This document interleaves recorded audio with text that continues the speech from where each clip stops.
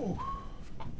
The weather is weathering out there. I won't be surprised if my guys cancel on me. Well, one of them, the guitar player, will probably show up because he's already in the building today. But hopefully our bass player Ramadan, hopefully Ram shows up. But I understand if he don't because the weather is crazy. So I just got to kind of prepare for that. And at least, I want to have bass and guitar here at the same time. For that chemistry to be locked in. I learned on one of my last record I did, a lot of times people were separate. I would get the bass and then I would bring in the guitar player. But it's a cohesiveness I'm trying to create for this record, and I need certain people to be together. Bass and guitar, I hope that I can always have them together. If I need a bass and guitar, I need them to be together. But if they don't, listen, we're going to make it work, right? Y'all not going to know. It was going to sound like they was in the same room at the same time. So that's the whole goal. So I'm just testing out these projects, testing out these camera angles right here, seeing how everything is flowing. You know what I'm saying? I have different angles for you to kind of get a feel for the room. You got a wide shot front here with the webcam. Kind of grainy, but hey, it works. I ain't tripping about none of that.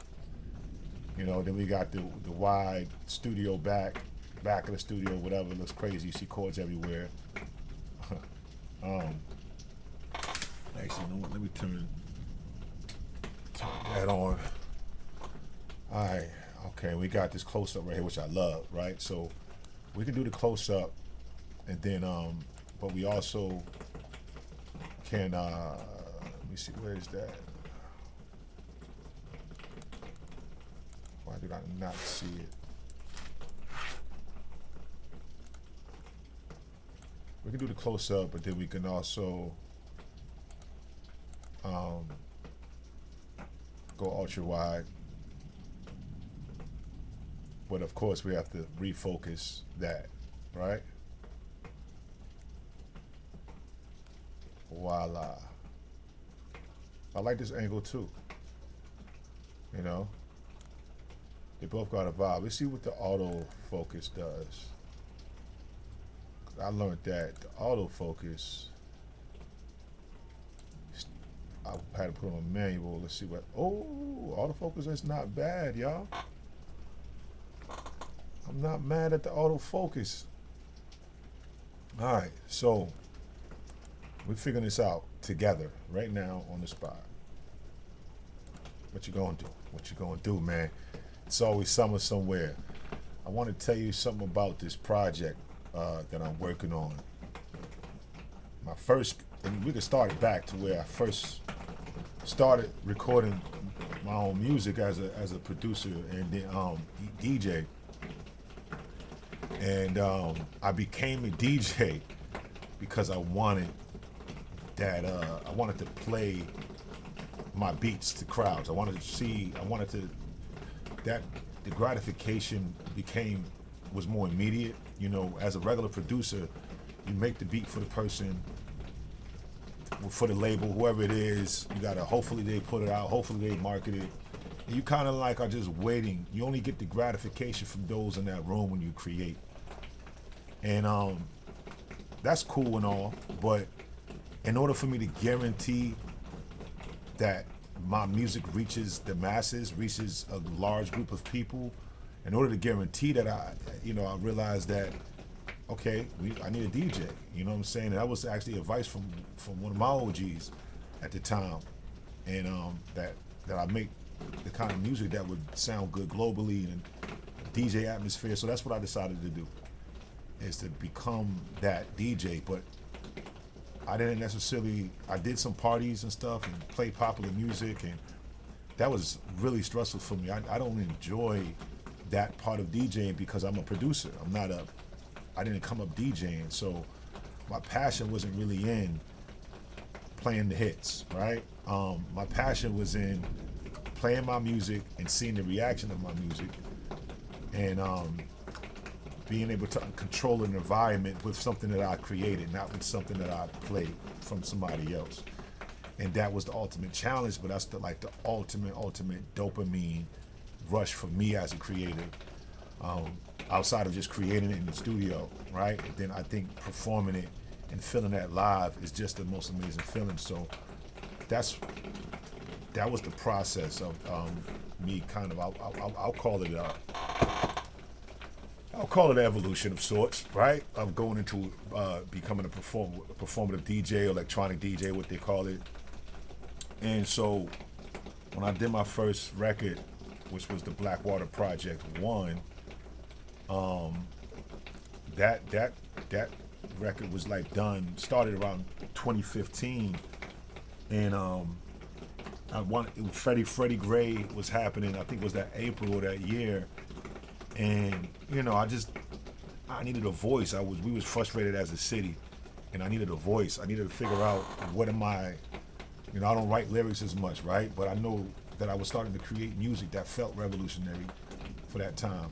Started to create music that felt like, the soundscape of that time. People were rioting, uprising, protest, the whole nine.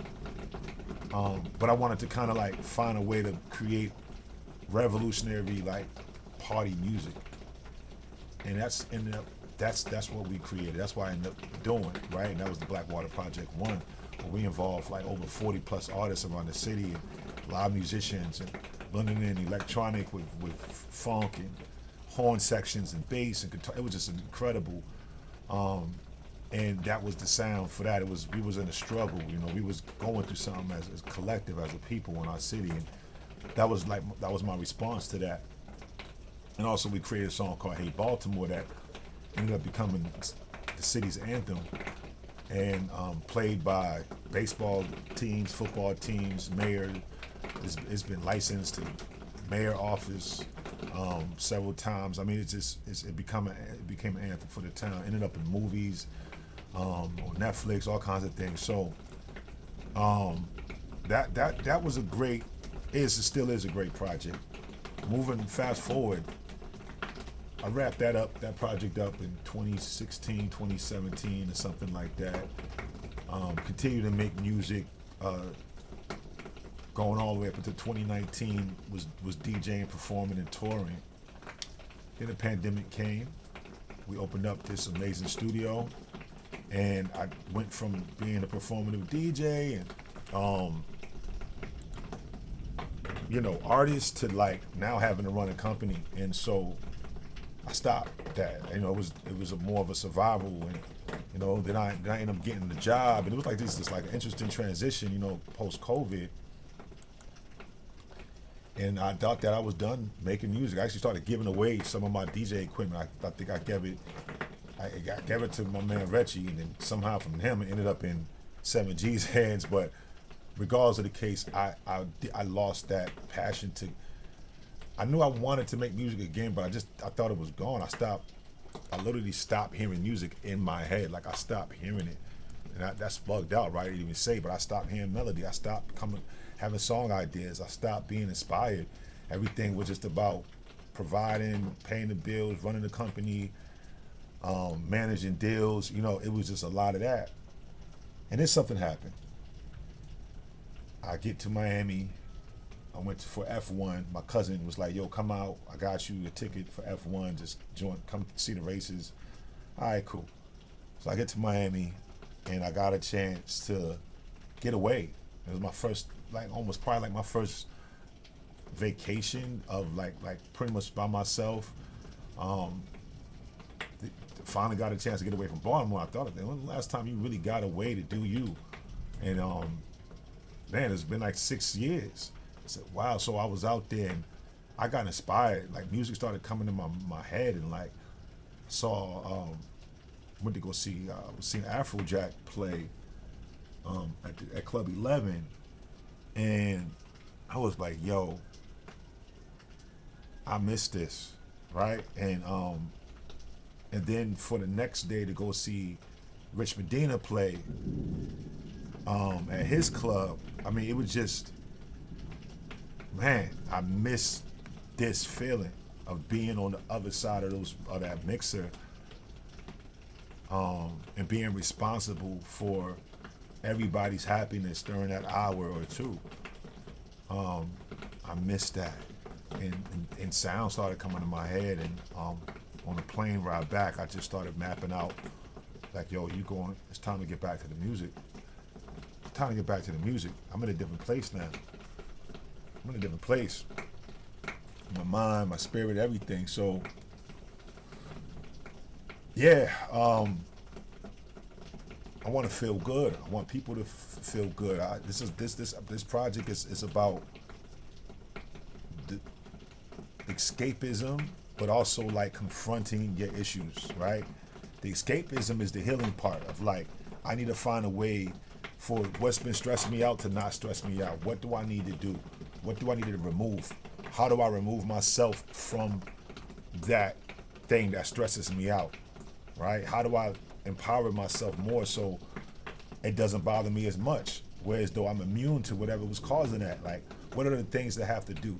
And you have to, what do I have to minimalize in my life to free up that stress, to free up that thing that's bothering me most?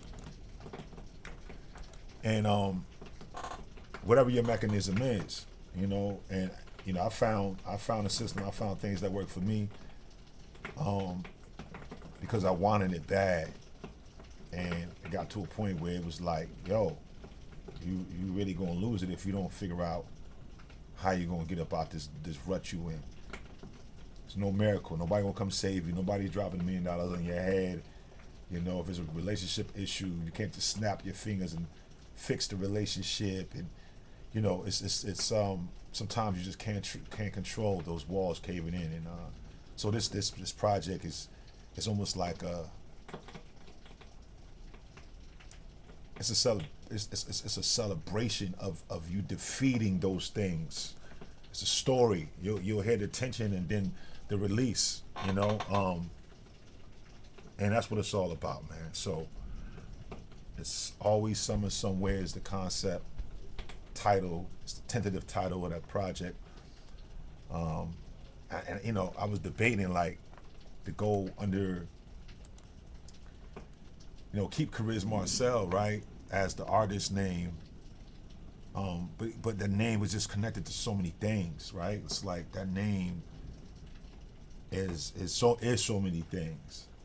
Kariz Marcel is an artist, a music producer, an executive, nonprofit program designer, youth programs, running youth programs, working in this social work atmosphere. Kariz Marcel is a father, husband, there's so many things.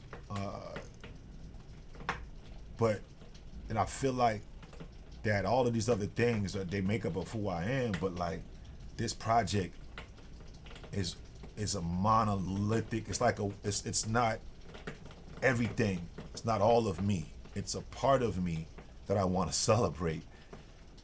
And I think that's why I wanted to just put it out under Marcel. And I'm